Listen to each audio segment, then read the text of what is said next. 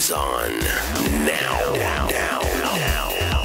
Yeah, we are. What's up, everybody? Welcome to All Canes Radio Live from Shake Shack in the Gables, 1450 South Dixie Highway, right across from the University of Miami. Here every Monday night. We got a little bit of a late start tonight. We got caught up in what's going on in my hometown in Boston. Thankfully, all of my friends and family seem to be doing okay, but our thoughts and prayers go out to those in the hub in Beantown. It's a holiday up there. It's Patriots Day. And from now on, we'll be celebrating Patriots Day in a different way, those of us that come from Boston. But we move on to All Canes Radio, and we're here. We're going to start right off with the guest, man. We're not going to wait.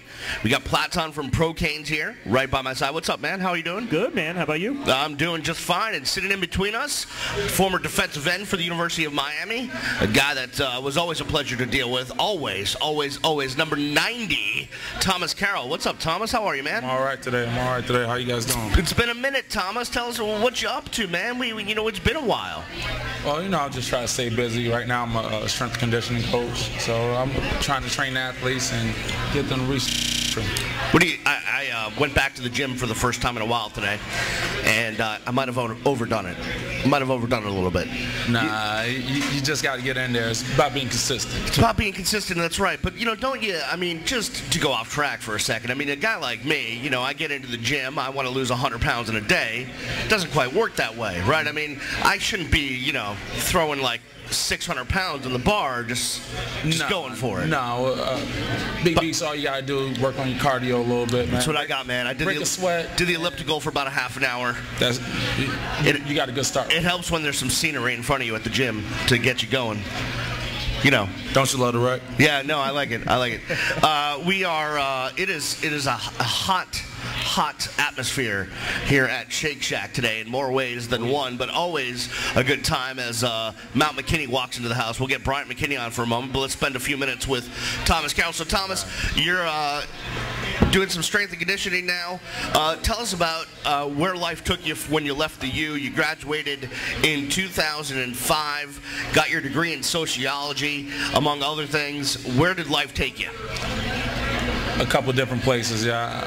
I made my good run at the NFL. I was with the Giants for training camp and played a couple preseason games, had a cup of coffee, couple breakfasts up there. And after that, I was trying to get into grad school for a little bit, trying to go right into coaching, but I didn't have playing out of my system. So, I went up to Canada, played some ball up there, played some Marina 2 ball, played some Marina ball, and around 2008, stopped playing and started coaching. So I've been coaching ever since. And coaching high school, college, where have you been coaching? Personal? Well, I started off at my high school back in New Jersey. I started off there coaching football. Got to coach my little brother his high school team, and then from there I ended up moving on to South Florida. I was at USF for a spring and went on to Mississippi State, and now I'm currently at FIU coaching over there. All right, well that's good to hear over at FIU with the new staff over there with Ron Turner and everybody. So that's good to see, and got some good football over there. So we like that. So let's go back. We know we caught everyone up as to what you're doing now. So let's go back and talk about you coming from New Jersey, coming down to the U, and the decision you made to head south. Just talk about those days and making that decision. Well, at the time I was a pretty high recruit, so it was depending on where I wanted to go and what coaching staff I wanted to be with and what group of guys I felt comfortable with. When I came down here on my visit, I felt at home. I visited Boston College and I went to a couple other places, but when I came down here to Miami, just was around the guys on my visit, and I just felt at home. So it was an easy decision for me. What do you remember from that recruiting trip, Thomas? Who was sort of the player that took you out, and a lot of people remember that one visit and the time they had? Well, I had two different guys. One of them was Big Mac. He was around during my visit, and I had William Joseph around. But I got to meet up with a couple of different players, and I think Marquise Fitzgerald, he said to me on my visit, and it's something that I say to every recruit that I come in contact with now. He told me on my visit, no matter where you go, just make sure you pick it with your heart, because you're going to have to live there for 4 or 5 years out of your life, and maybe even more. So just taking that to heart, talking to him and talking to some of the other guys, it was an easy decision, and I'm right back down here in Miami. So I can't get enough of Miami. It's like my second home. Yeah, no doubt about it. Obviously, the city is appealing. You got to Miami just as things were about to explode. You redshirted in 2001, so that means you were out there trying to stop Big Mac, right, on the scout team. You were you try to attempt that. Yeah, so I got to go against him and Joaquin Gonzalez every day at practice, and you got 2 All-Americans out there, and can do nothing but get you better. And at that time, like 225, right, pass rush against that guy, and he's 6'8", 3 something. Right. So it was fun out there. It was a good learning experience, and it just got me better. But I mean, to come in as a recruit, you're a highly touted recruit, right? Mm-hmm. And you come in and immediately you redshirt, which is kind of like, all right, you know, I'm a big recruit. I have to sit out. But now, every day in practice, I'm going against All-Americans. I'm going against the best of the best. What did you learn from that? What did you gain from that experience? Well, one, it was a chance for me to get bigger and stronger out there before I actually had to get on the field and produce. So it was a chance for me to get some experiences out there, and sometimes practices are more difficult than the games, but people don't usually get to see all the practices that you put in. What defensive linemen, what defensive ends, what coaches took you under their wing and made sure your career got off to the right start? Well, Coach Greg Mark, he was the one that recruited me. He's a former Hurricane, and he's from New Jersey, so I had the privilege of being coached by him during my career. So guys that took me under their wing, I would say Cornelius Green, Jamal Green, Jerome McDougal. Those were my older guys. But you know, in the locker room, I was bunched in between Jeremy Shockey and Matt Walters, and Matt was a defensive lineman and a technician at it. So I learned a lot from Matt Walters and watching him play. Those are some interesting. That's an interesting differential in personalities right there between Matt Walters and Jeremy Shockey. Yeah, definitely. You know, Matt was always very studious, smart dude, great technician, X's and O's, knew everything about everything, like developed a bionic arm, all that sort of stuff. And Jeremy, like, you know, we were just talking about this the other day at the Hall of Fame banquet. We were just talking with Dorsey about this. You know, when Jeremy got to Miami, he was, you know, just some country bumpkin from Oklahoma. He wasn't, you know, Mr. All-Around Town, you know, out at the pool with the models. He was a different guy. So just talk about being in the locker room with those 2 guys. Listen, that guy know how to play football. Shockey was great because, like you said, they have 2 different personalities. Matt has a personality, but Shockey's a little bit more out there. He right. gets loud every now and then. But just being around both those guys, because I got to go up against Shockey as a redshirt freshman, right, as a defensive end on the scout team every day. So I'm going against Shockey and Big Mac in the 6 technique. So I have to take what I learned from Matt while we're in individual period and try to go over there and give Shockey a good run for his money and try to make his day tough. During that 2001 season, as you're, you know, going up against this offense every day, when did it click for you that, man, this is a special group we got here? We got something going on here. You know, you really don't see it as much as you're going through it, but once you get to like that 3rd, 4th game and they're putting up 45, 50 here and another 45-point blowout there, and all the other guys are getting to play, and, you know, you start to see, like, you got a team on your hands. And those guys already knew a little bit more than I did what they had in store for the season. You know, I was a young guy coming in trying to make a mark, but those guys they were finishing business. They were finishing something up there. Thomas, one story I heard from that 2001 team, those practices that referred to the scout team, was how Brett Romberg said today, you know, you never see Dorsey frustrated. He was always even-keeled. But the one time he would ever see Dorsey frustrated was when he was going up against the scout team, and that team kept batting down his balls.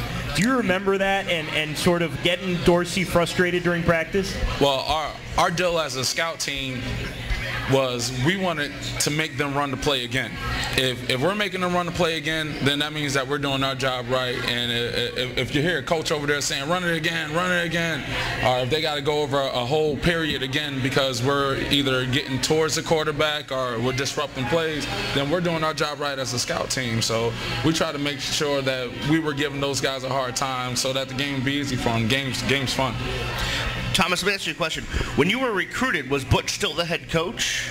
Yeah, I got recruited. Like I said, I got recruited by Greg Mark, but Coach Davis was the coach during that time, and he left out, I guess, a week or 2 weeks before signing day, and that kind of started the whole recruiting process all over again. Right. But so by that time, I already made my decision. Yeah, that's kind of where I was going to. Is, you know, you're one of those guys that signed up right in the middle of all that. So, what was your thinking? What was your family, you know, thinking? What were your friends telling you about what to do now because Coach Davis left? Well, it was a business decision for him, and no. But how about for me, you? Did it make the decision tougher? For me, I still felt comfortable with the guys that I saw on my visit. I knew that those guys were going to be around. The only thing that really concerned me was if those coaches that I met on my visit were still going to be around, because, you know, sometimes with coaching changes, the whole coaching staff goes. So once Coach Mark told me that he was still going to be around, I kind of cut off the recruiting process because it started all over again. Right. I'm sure other schools were coming after you. I was at a basketball game. I had a basketball game that Saturday. Coach from Ohio State's in the stands. He leaves the ticket to go to Ohio State with my parents, and I had to call him up after the game and let him know that I'm not getting on the plane. And that was the Saturday before that Wednesday signing day. So I had to let a couple coaches know that I'm sealed with Miami.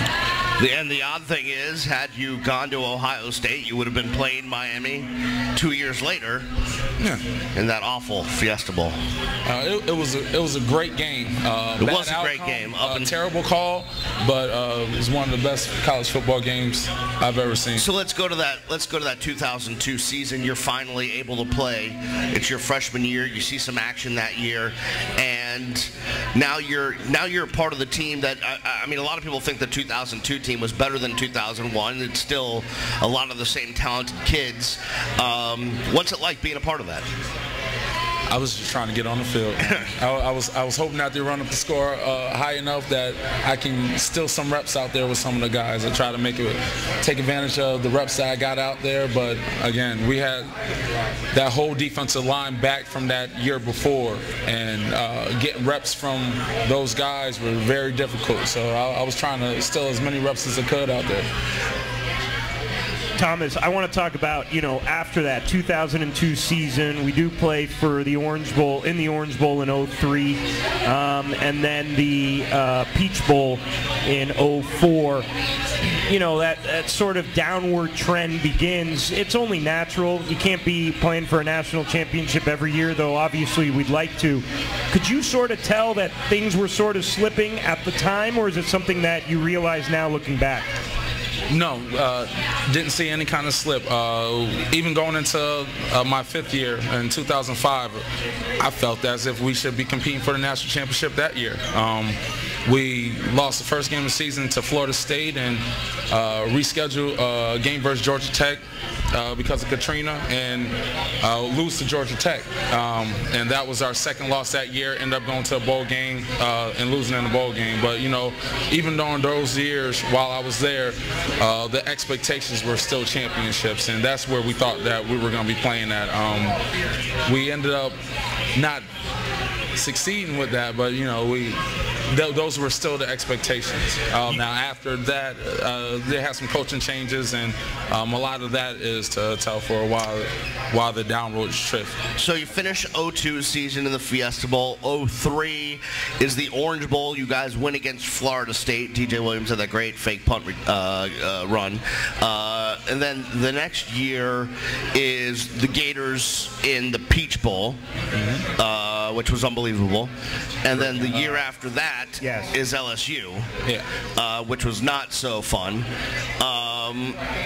You go through all that. I mean, it's still people look back and think, geez, you know, after 2001, you know, we started failing and blah blah blah. But you know, any program would love to have the record that you had over that course of time. There was a point in time during that 05 season where we're top 2 in the defense in the country, and we are number 5 in the country.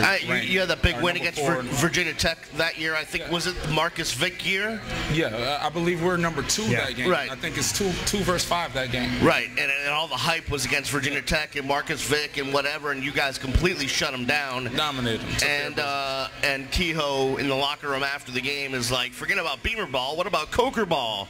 And we've had Baraka Atkins and Kareem Brown, 2 guys from that defensive line, defensive line mates of yours, on the show, and they've talked about that game. And just if you look back at that defensive line with you, Kareem Brown, Baraka Atkins, Brian Pata, and the list goes on, the talent you guys had on that defense, people don't realize it. And at the linebacker spot with Rocky McIntosh, DBs, Antrell Roll, I mean, that was a tough defense you guys had. Like we wanted to make sure that we were taking care of business, especially that game. That was one of the games where we just got fired up before the game and went out there and took care of business. It was like a business-like approach during that game. We set things off early in the first half. I had a sack fumble during that game. I think Baraka might have picked it up, and from that point on, it was just about trying to dominate them and just like not even make it a close game up there. Talking with Pro Canes defensive end Thomas Carroll, played 2001 to 2005 for the University of Miami. Joining us here on All Canes Radio, live on allcanes.com. And also you can watch us if you want, although we're all sweating. It's a little hot in here. So if you do want to watch us, you can follow at SFSNTV on Twitter and get the link. And I've also retweeted that on Miami Radio Beast. If you do want to watch us, though, understand we're perspiring. Understand this could be a little moist over here because it's a little bit hot. But that's fine. We're dealing with it. We got Shake Shack. They got shakes. There's nothing better to cool you down than a nice, warm, cool, thick shake from Shake Shack. So, Thomas, you talked about some of the great guys you played with, some of the great games you've been involved with. Any regrets from your time at the University of Miami? Do you look back and say, I wish I did this better? Or No, absolutely no regrets. I do look back and try to figure out, maybe if I went here, maybe if I went there. And out of all the schools that I had choices from, I had around 17 to 20 offers. Out of all the schools that I had choices from, I don't think I would have enjoyed myself or had the career that I had if I would have went anywhere else. So I really enjoyed being a Miami Hurricane, and I wouldn't change it for anything. You talked about playing in the NFL, playing in the Canadian League, playing in the Arena Leagues. As you got to know different guys that went to different schools, is there camaraderie with their past teammates the same as it is here? Because everyone always talks about the family atmosphere at the University of Miami, that once you're a Cane, you're always a Cane. More so than the camaraderie that we have. They have I don't know, when you meet a guy from another team or who went to another school, when he finds out that you went to Miami, or it's like oh my God, I don't know what that's about with some guys from other schools. So there's some guys that are in awe. A little bit. Yeah. But guys come back and they always talk about, the closest that we have with each other as former Canes is a lot different than these guys from other schools. It is. Like, I went to the spring game, and it was hard to catch some glimpses of the team out there during the spring game because, you know, you get to talking to some guys who you haven't seen in a long time, and that's more so why I get the chance to go out there, you know, just talking to a guy like Sherko I haven't seen in a little bit, and just being able to sit down and talk to Coach Saul a little bit, and it's a great deal, and it is a family type atmosphere, and it's one of the great things about being a Cane. Thomas, we always ask this question to all of our guests. It's the Pro Cane question of the week, and that's when you sit back and look, you were involved in, you know, 3 BCS bowl games, other January 1st bowl games. What memory sort of stands out for you when you look back on your career? Is it a certain play, a certain game, or maybe something off the field? Oh man, that's a hard question, man. So many good memories that you have out there. For me, one of my favorite games was that Florida State game in the rain. I had a pretty good game that game. 2003 up there. Yeah, so I had a pretty good game that game. That stands out. The games versus VTech, they always stand out. Like, there's so many great memories that I can't just put it on one, and some of the things I can't even say on air. What was it like playing with a guy like Sean Taylor? You mentioned that 2003 game. You know, he was on his way to being one of the top safeties of all time. But what do you remember from your days playing with him and the type of guy he was? Well, you're talking about that 2003 game. I should have got player of the game if it wasn't for him.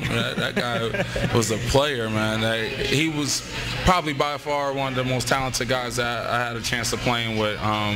There was a period of time where, you know, me, him, Andre Johnson, and Leon were all weighing the same.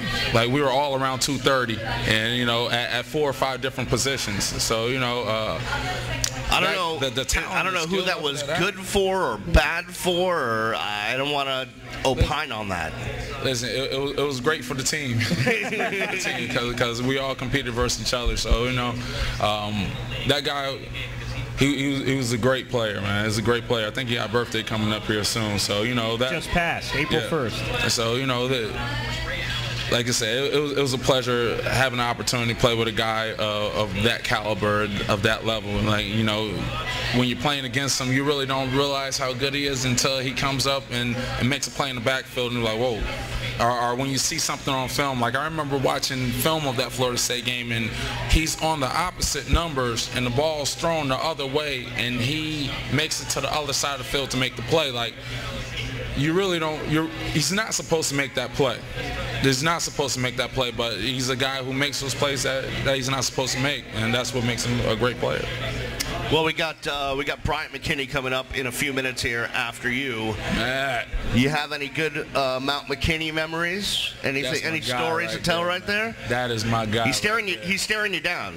That's my guy right there. When I say he is a part of my experience down here in Miami, man. Whether it be just being as an older mentor down here in the city, or whether it be as just a player going up against him, man. He's a good guy, man. Good guy, good heart. No doubt about it. And just coming off a Super Bowl, so we'll talk to him about that. Thomas, thanks so much for coming down, man. We wish you the best of luck in your coaching career. Figure we'll be seeing you for a long time around there, and glad you're back in Miami and able to work with the kids down here, man. Good luck over there. I appreciate you having me on, Beast. All right. Thanks, Alex. Appreciate it. Thank you. Thomas Carroll joining us here on All Canes Radio. We are going to take a break. When we come back, we will invite Bryant McKinnie to the stage. We'll be back after this. You're listening to All Canes Radio. We don't care about nobody except it's you. We don't. You're listening to All Canes Radio. You're a Canes fan, and you want the best gear. Well, you know there's only one place to go, and that's All Canes. All Canes, just a stone's throw from the U on Ponce, has been outfitting Canes fans for over half a century. Want the latest and best Canes t-shirts? All Canes has them. Want the official coaches polo? Hello, South Florida. I'm Jordana Marie with SFSN TV. We're here tonight on Jungle Island.